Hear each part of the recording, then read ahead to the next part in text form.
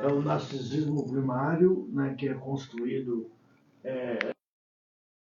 pela mãe, e depois se chega no narcisismo secundário, né, que é, obviamente, regulado pelo simbólico borromiano. É alguém real, ela está ali, como todos os seres insaciados, está falando da mãe, da relação com o ínfas, né? Ela procura o que devorar. Queres quem devoret. O que a própria criança encontrou outrora para anular sua insaciedade simbólica, vai reencontrar possivelmente diante de si como uma boca escancarada. Eu até diria que o caso do pequeno Hans, que foi um paciente de Freud dos 3 anos aos 5 anos de idade, e do pai do pequeno Hans, eu até diria que o caso do pequeno Hans será melhor interpretado por vocês do que pôde ser por Freud. Isso é Lacan que está falando, né? O pequeno Hans, que quando nasceu a sua irmãzinha Hannah, ele procurou para a mãe, cadê o Pipiu? E, olhando, ele não viu o Pipiu, ele ficou um pouco desapontado, mas disse, o Pipiu vai aparecer com o tempo, né? Porque para a crença de toda criança até os 4 anos de idade, 3, 4 anos, é de que todo mundo tem realmente um pipio igual, que seria o falo. Die Bedeutung des Phalus é o nome em alemão da conferência dada por Lacan. Foi a conferência dada por Lacan na Alemanha em 1958, em torno do tema o falo. Ele falou no Instituto Max Planck de Munique, e neste momento em que Lacan levava a psicanálise para a Alemanha, está em atuação a outra cena de Freud, né? Ele deixa Paris e vai levar a psicanálise para Munique. O inconsciente viaja na cabeça de Jacques Lacan. O que vem no discurso é o inconsciente, no discurso de Bedeutung des Phalus, balizado pelo núcleo da construção do ser, a partir do momento em que o ênfase é jogado no mundo. Nós não temos ser e não temos sujeito. Tá? Nós não temos sujeito. Ali temos um organismo com possibilidade e com uma temporalidade futura. A fenomenologia do ínfans, logo após o nascimento. O inconsciente não existe ainda. Só temos a possibilidade de surgir o Dasein. O Dasein é o ser no mundo, né? Só temos essa possibilidade. Na invenção da temporalidade. O bebê ele é fundido à mãe até o quarto, até o sexto mês. O ínfas ele é cooptado pela Lalang, que está bem próxima da devoração do seio. A linguagem que a mãe utiliza, que poderíamos igualá-lo ao vagido, aos barulhos emitidos pelo choro do bebê. A linguagem primordial aparece como ruídos não significantes.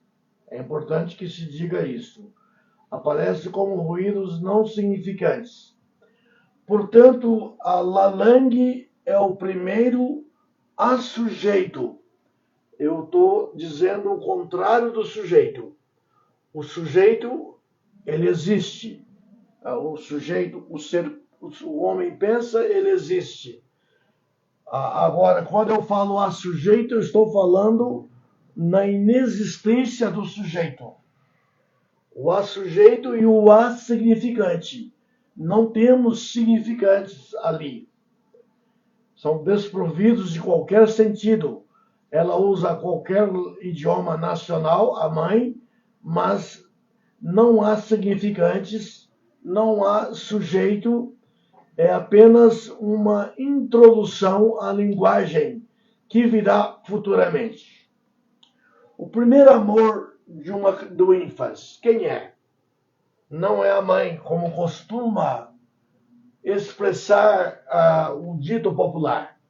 O primeiro amor de uma criança, a relação do ínfant com a mãe é um fenômeno inaugural de um mundo físico-biológico.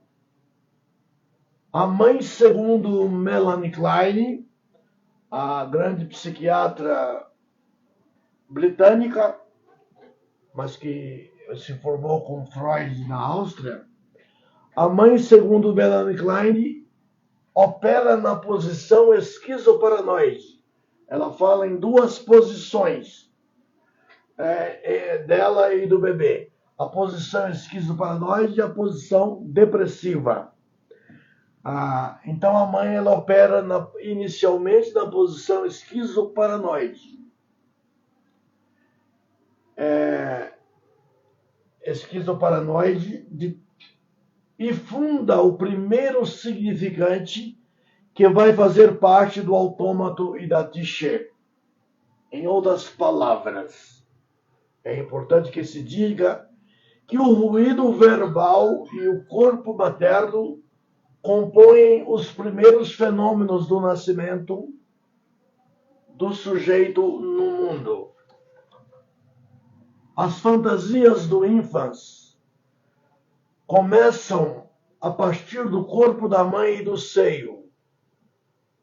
Até os 6 meses de idade, 4º, 5º, 6º mês de idade, a mãe atua solo, com o apoio indireto da figura paterna. O pai não tem significado até os 4 meses. Ele não controla o choro, ele não controla os malestares, as fantasias inconscientes do bebê. Somente a mãe tem esse poder. Com a dinâmica da temporalidade, o sujeito ou o Dasein emerge enquanto o ínfant atua o avanço em direção ao estádio do espelho de Lacan. Com 1 ano e meio de idade, o ínfant percebe sua própria imagem no espelho, que é o estádio do espelho de Lacan. Temos aí o nascimento do eu, G, e a dialética da consciência de si na criança. A dialética da consciência de si, mas uma consciência que está começando a ser estruturada com o reconhecimento da sua imagem e o surgimento do seu eu frente ao espelho, o estádio do espelho de Lacan. E temos o surgimento, neste instante, do grande outro barrado. O grande outro, no caso, o pai e a mãe, são importantes para a criança na posição esquizoparanoide, na posição depressiva, que virá depois, e, obviamente, no estágio do espelho de Lacan. As fantasias infantis na posição depressiva. A posição esquizoparanoide é a primeira, chama-se posição porque é algo que não passa, que pode voltar na vida do sujeito humano ao longo de toda a existência, como sintoma. Alguma coisa poderá voltar, tanto da posição esquizoparanoide como da posição depressiva, se falarmos em termos kleinianos. Na posição esquizoparanoide, o ínfans tem intensa pulsão de morte, fantasias da mãe boa, fantasias da mãe má, objetos bons, objetos maus, e uma intensa pulsão de morte que é neutralizada pela pulsão de vida da mãe. Isso é importante que se diga. O corpo da mãe nutre o recém-chegado e abriga vários objetos, como o falo, que é o tema da conferência de Lacan na Alemanha. A nossa live de hoje trata do tema a significação do falo, que, na verdade, essa conferência de Lacan é importante porque ela vai tentar resolver a questão da inveja do pênis. O pênis neide, uma expressão cunhada por Freud. Então, é melhor que se fale do falo. As crianças até os 3, 4 anos de idade têm a fantasia de que todos os membros da família são castrados. Ou têm a fantasia, depende do que ela introjeta, e que são portadores do falo. Todos teriam falo, aparente ou não aparente. Explicando melhor. No caso do pequeno Hans, o paciente de Freud, ficou demonstrada a crença de que todo ser humano é fálico. O falo existe, tanto no masculino como no feminino. Quando nasce a irmã de Hans, Hannah, a primeira coisa que ele procura é o pipiu da irmãzinha. E fica muito desapontado por não haver falo. Ele não encontra o pipiu. E assim começa o processo da castração de maneira visual. A castração visual ocorre com as meninas também, que veem a mãe sem falo e ficam decepcionadas. Agora levantamos a questão do pênis neide. Pênis neide, inveja do pênis, uma nomenclatura de Freud, que de alguma forma essa expressão é mal recebida pelo pensamento feminista em geral, e hoje nós não utilizamos. Ela só aparece em alguma conferência quando se vai falar sobre a psicologia ou a psicopatologia do falo. Agora, levantamos a questão do pênis neide. Vamos continuar. Nomenclatura de Freud. A inveja do pênis afeta o que ocorre nas meninas, especialmente nas meninas, e que Lacan indicou como um significante expressivo na estruturação do sujeito. Um significante expressivo na estruturação do sujeito. No complexo de Édipo, o falo tem importância muito grande, pois as apercepções fálicas são muito importantes na construção do gênero. É importante que se diga isso. E na estruturação da sexualidade como um sintoma patológico, pático ou não pático, patológico ou não patológico. Os fenômenos castracionais acontecem na lógica borromiana de Lacan, real, simbólico, imaginário, santom. O ordenamento, e vamos ver o que acontece. Temos o ordenamento das pulsões libidinais. Em vez de usar o termo sexualidade, é melhor libido, é bem mais civilizado do que a palavra sexo. A palavra sexo é uma palavra que realmente impregna tanto o bem quanto o mal. Impregna tanto coisas boas como coisas ruins. O ordenamento das pulsões libidinais, voltamos à lista borromiana do RSI Santon. Criação dos sintomas psicopatológicos ou não, a estruturação das cadeias de significantes. O S1, S2, S3, S4.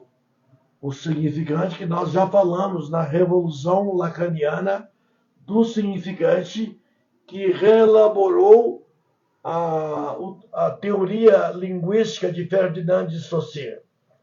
A construção do falo como significante. Lacan teoriza o falo como um significante importante na estrutura do sujeito. O falo como significante se torna operativo na esfera do simbólico. Portanto, o falo é uma estrutura simbólica, ou um fenômeno simbólico. O falo tem origem na geografia gozosa do sujeito e transita para o desejo.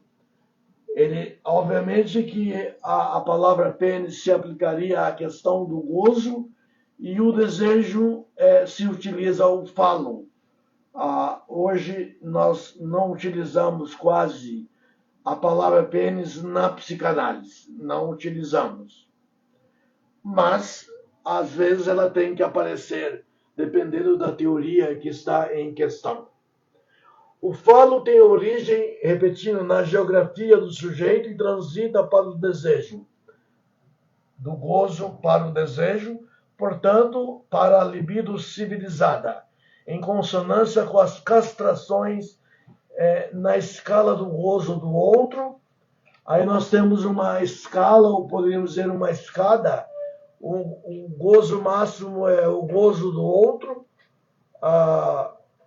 e temos, com a castração, descemos para o gozo fálico e finalmente para o mais de gozar. Isso em francês seria lacaniano, na língua de Lacan, la jouissance de l'autre, o gozo do outro, la jouissance phallique, o gozo fálico está diminuindo a quantidade de pulsão arcaica, de pulsão arché, e o gozo fálico e o pli de jouir, o mais de gozar. Em francês é la jouissance de l'autre, la jouissance phallique e le pli de jouir, e que acaba no objeto pequeno a de Lacan. Lacan fala também de uma parte da pulsão sexual feminina que não passa pelo processo elaborativo do RSI, principalmente do simbólico. Ok? Aqui temos uma pintura que é a pintura em que o Saturno devora o seu filho, né? É uma pintura de Francisco Goya, pintor espanhol. Agora, gostaríamos de, nesse momento, apresentar um pequeno texto de Lacan, que o sujeito não designa seu ser senão ao barrar tudo. Tudo que significa. A barra em Lacan é a separação do significante do significado. O significado é fixo. Não é como na teoria linguística de Ferdinand de Saussure. Como se nota no fato de ele querer ser amado pelo que é. Miragem que não se reduz ao ser denunciada como gramatical. É claro, Lacan está falando aqui do signo. O signo é uma coisa, o significante é outra.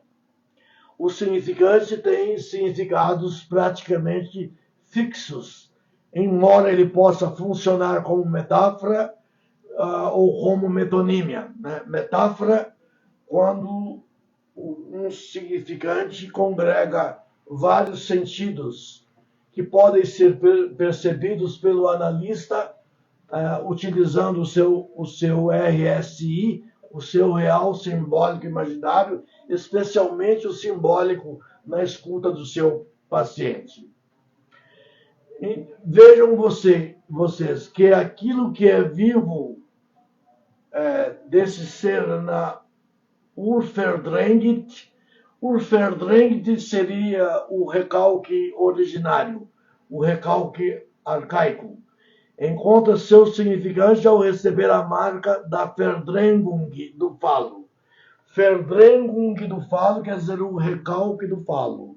No processo castracional, há um recalque do significante fálico, pelo que o inconsciente, porque o inconsciente ali ele é linguagem, mas a criança já, devido à atuação na posição depressiva especialmente, a criança começa a colocar, a recalcar de maneira positiva o falo como um significante fundante da estrutura do sujeito.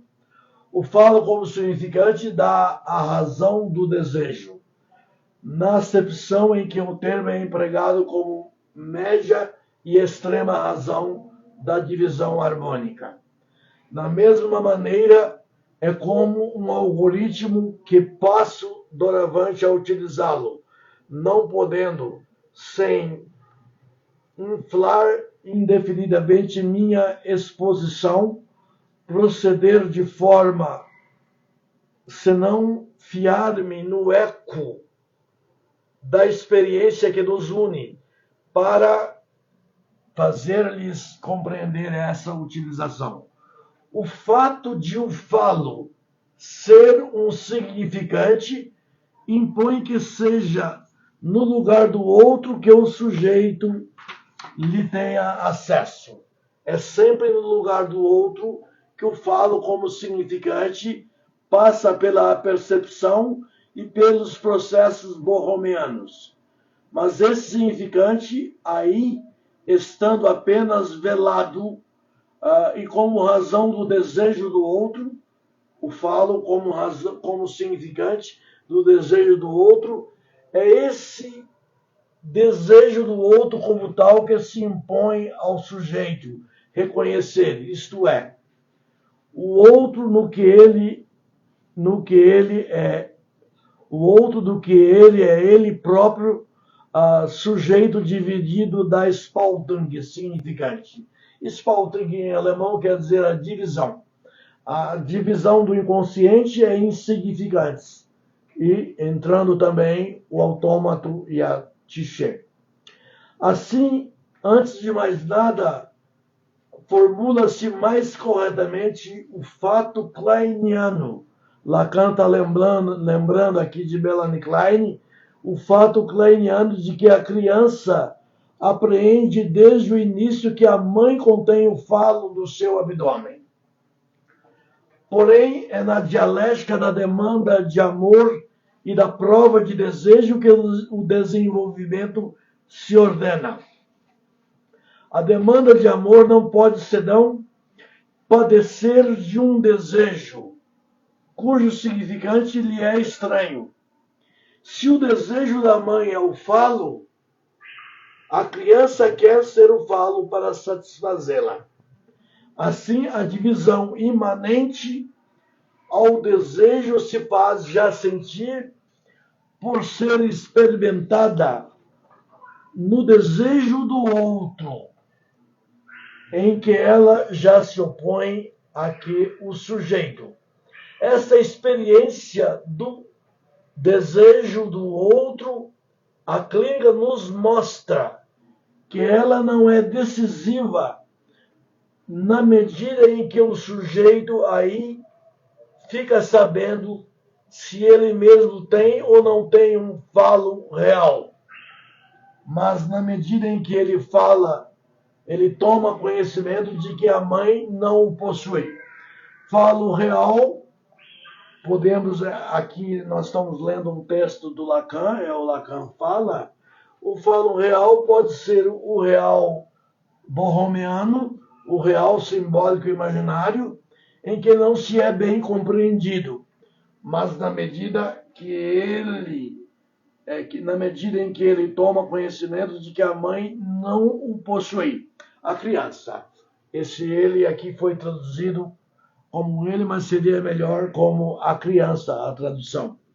Tal é o momento da experiência sem a qual nenhuma consequência sintomática, fobia ou estrutural, penisneide, a inveja do pênis, que se refira ao complexo de castração tem efeito.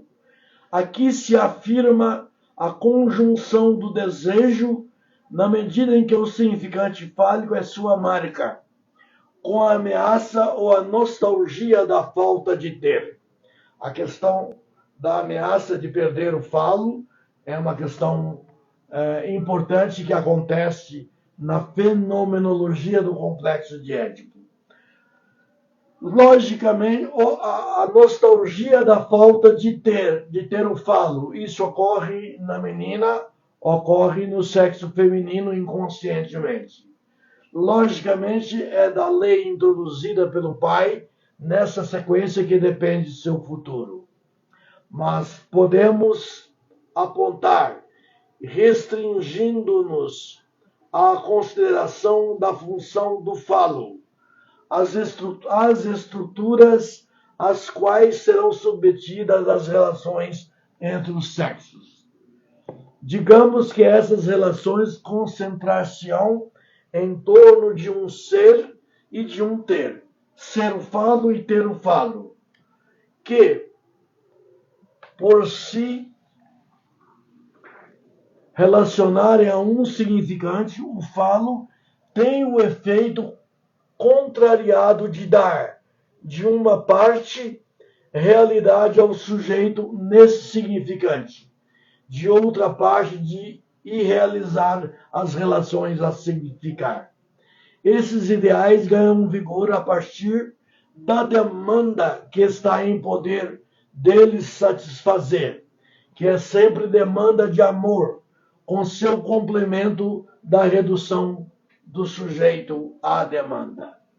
Por mais paradoxal que possa parecer essa formulação, dizemos que é para ser o falo, isto é, o significante do desejo do outro, que a mulher vai rejeitar uma parte essencial da sua feminilidade. Feminilidade seria a melhor tradução em português. Principalmente todos os atributos da mascarada. É pelo que ela não é que ela quer ser desejada. Ele está falando da mulher.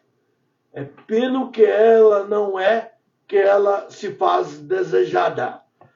O nosso desejo que o sujeito coloca em direção ao outro, o desejo, ele é uma falta a ser.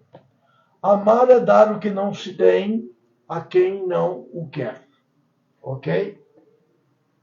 Mas ela encontra o significado de seu desejo, estou falando da mulher, no corpo daquele a quem se destina sua demanda de amor. Naturalmente, não devemos esquecer que dessa função significante, o órgão que é revestido por essa função adquire valor de fetiche. Hoje nós ficamos por aqui, porque seria ontem o seminário, mas ontem foi feriado e eu estou pronto para me despedir. Gostaria de fazer alguma pergunta? Sim, doutor Campos. A gente tem algumas perguntas aqui para fazer para o senhor. E a primeira é sobre... fale melhor sobre a fenomenologia dos infants, os bebês, né, no caso. Em que sentido? Na verdade, o bebê, ao nascer, o primeiro amor de um bebê não é a mãe. O primeiro amor é o pai. Porque o pai é aquele que trabalha as pulsões, as castrações.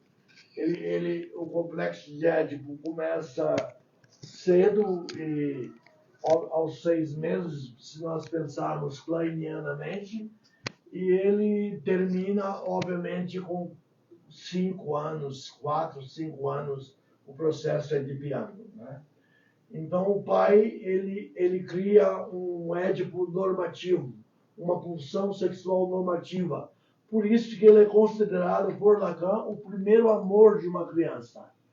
Agora, a mãe, ela tem uma tendência ela e o bebê e a mãe se fundem após o nascimento, até o quarto, sexto mês é uma pessoa única, e a mãe tem uma tendência a devorar o seu bebê.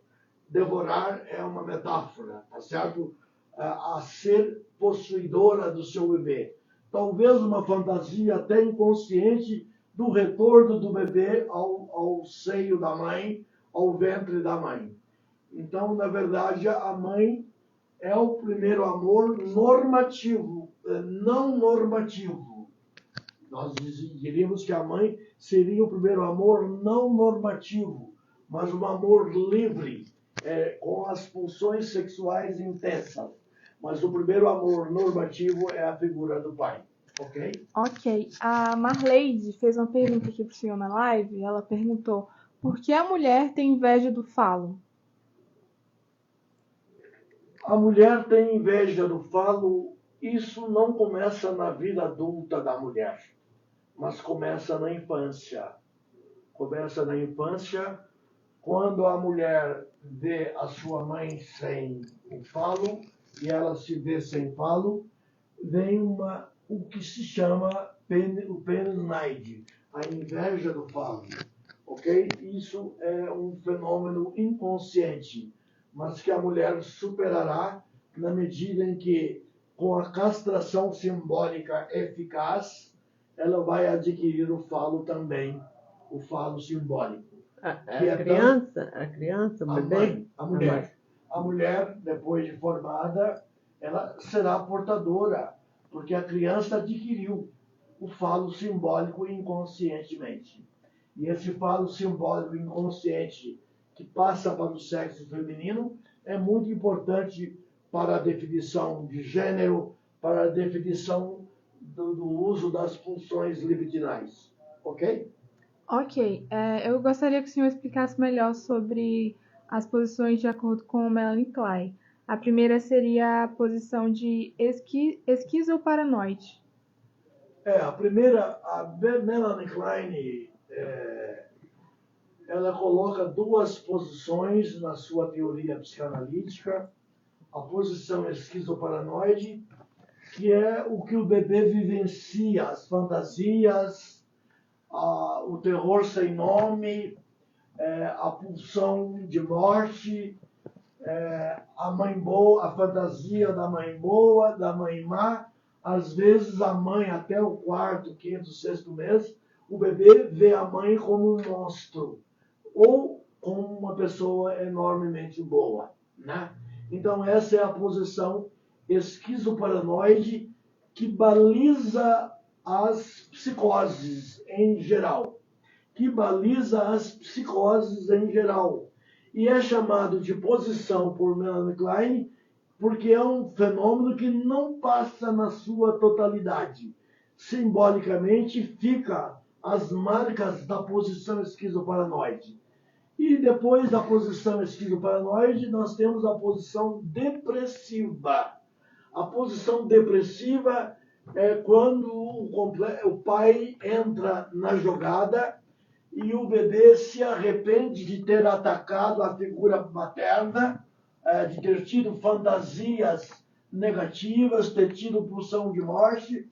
O bebê vai ter uma posição mais alegre, utilizando o termo do filósofo holandês, que falou da teoria das afecções.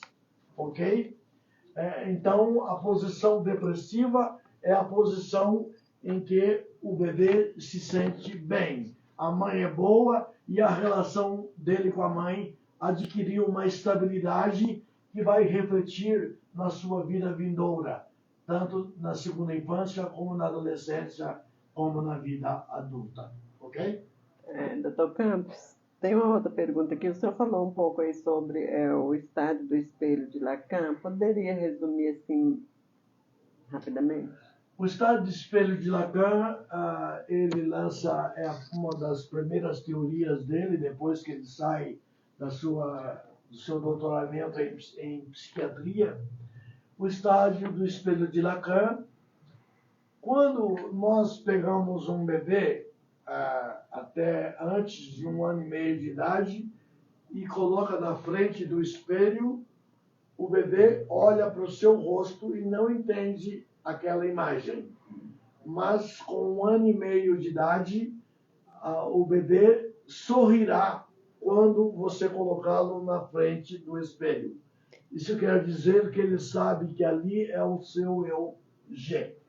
É o seu eu G. É o surgimento do eu.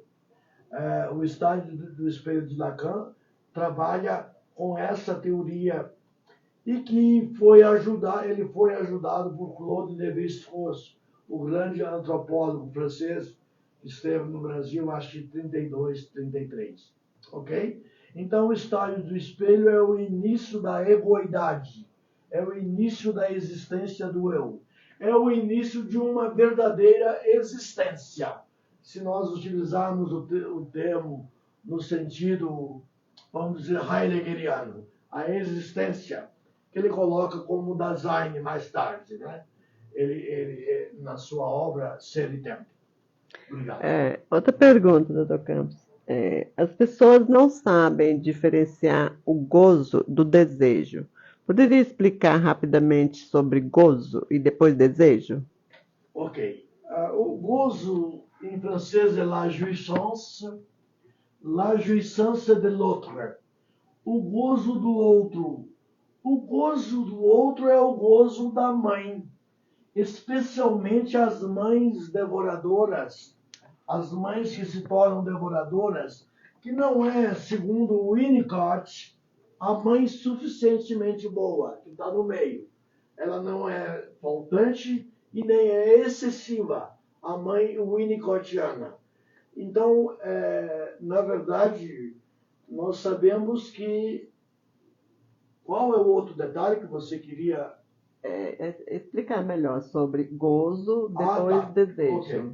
O gozo é a coisa mais arcaica e primária na existência do bebê e da criança, é o gozo, que vai, obviamente, ser trabalhado pelas estruturas simbolizadoras e pela castração pelas castrações parciais, pela castração oral, pela castração da pulsão oral sádica, anal sádica, da pulsão genital e pela castração do complexo de Édipo.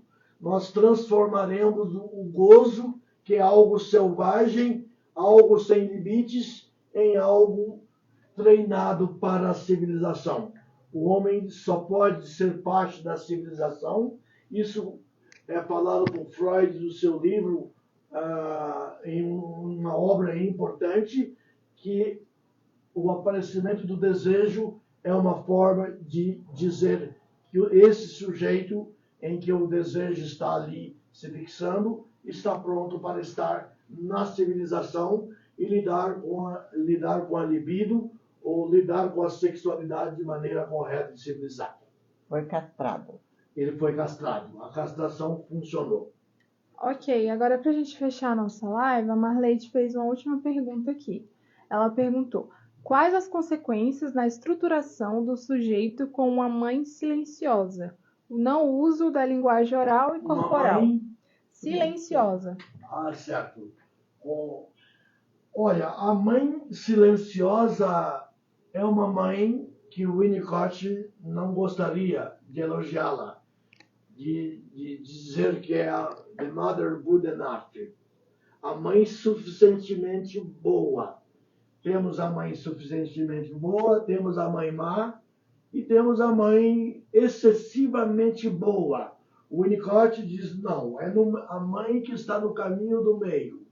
Se a mãe ficar calada e não falar com o bebê, porque na verdade a mãe não fala com o bebê.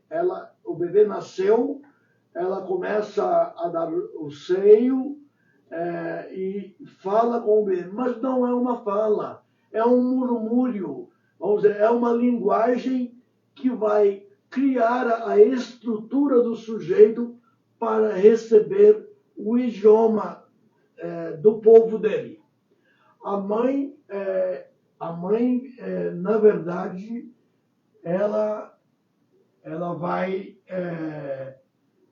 criar o clima para que uma linguagem seja ali montada no psiquismo do bebê.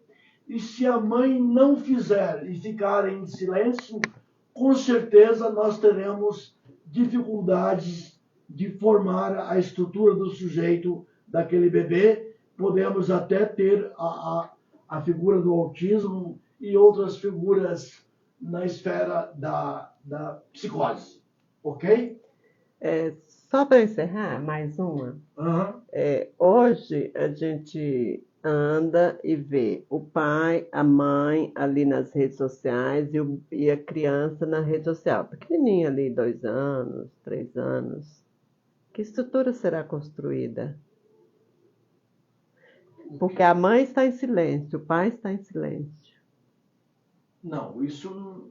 O pai em silêncio até o 4º mês é tranquilo. Ok, tudo bem. Não, tudo bem. Depois do 4º, a mãe precisa da Lalang, é o que Lacan denominou, ela fala a língua do país dela, mas ela vai aparecer para o bebê como um murmúrio. Sim, mas na rede social, ela está ali na rede social. Ela não dialoga com seu bebê. Com o seu certeza ínfant. é o mesmo efeito da mãe silenciosa. É a mesma coisa da mãe silenciosa. Da mãe silenciosa, da mãe exatamente. winnicottianamente não boa, não adequada. É necessário que a mãe escute o choro do seu bebê, não como doença, porque o bebê chora de 3 em 3 horas pedindo seio e chora em outros momentos por outros motivos. E é com a Lalang que ela vai acalmar. Se o bebê vê um monstro, tem uma fantasia de ver a mãe como um monstro, a mãe má, ela falando, ela vai acalmar a tonalidade. É uma língua musical a Lalang. É uma musicalidade linguística, mas não é um idioma. O bebê não entende nada, mas ele sabe que a mãe está falando com ele. Se a mãe sorri, dá o seio e fala, já é meio caminho andado. E a mãe, ela tá ali cuidando do seu bebê, e quando o bebê chora, ou ela sabe, ela reconhece o choro, né? Sim. É o choro de fome, é o choro porque tá com xixi, é o choro porque tá com cocô, é o choro porque quer porque dormir. está com uma fantasia, fantasia, ruim, exatamente. um pensamento com a fantasia da mãe má, enfim. A mãe, ela passa a reconhecer o choro como uma lalang da criança. É uma lalang da criança, que só a mãe compreende.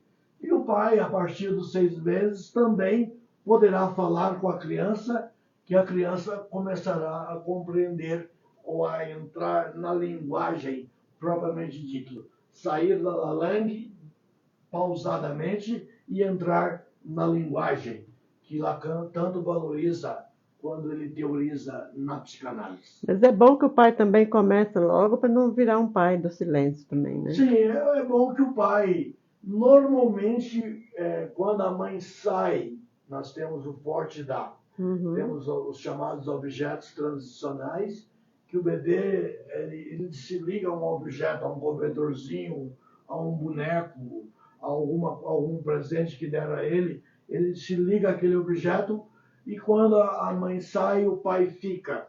O pai não acalma o choro, por vários motivos.